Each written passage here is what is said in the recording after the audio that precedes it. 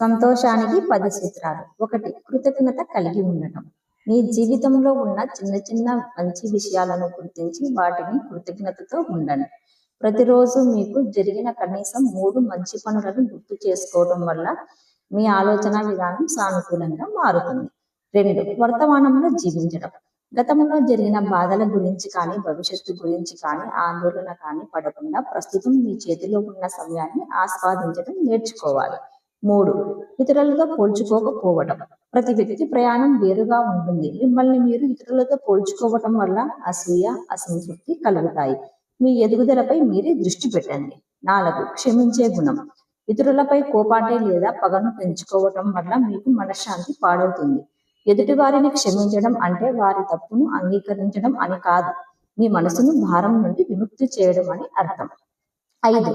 ఇతరులకు సహాయం చేయడం. స్వార్థం లేకుండా ఇతరులకు చిన్న సహాయం చేసినా అది ఇచ్చే తృప్తి వెలకట్టలేనిది.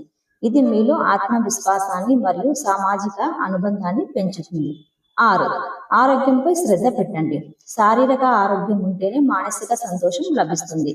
సరైన నిద్ర, పౌష్టికాహారం మరియు ప్రతిరోజు కనీసం 30 నిమిషాల వ్యాయామం మీ మెదడులో ఫీల్ గుడ్ హార్మోన్లను విడుదల చేస్తాయి. 7. సంబంధాలను బలోపేతం చేసుకోవటం.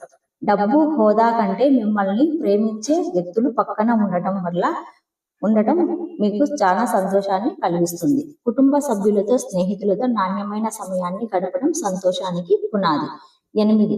సానుకూల దృక్పథం. సమస్యలు ఎదురైనప్పుడు కుంగిపోకుండా వాటి నుంచి ఏం నేర్చుకోవచ్చో ఆలోచించాలి.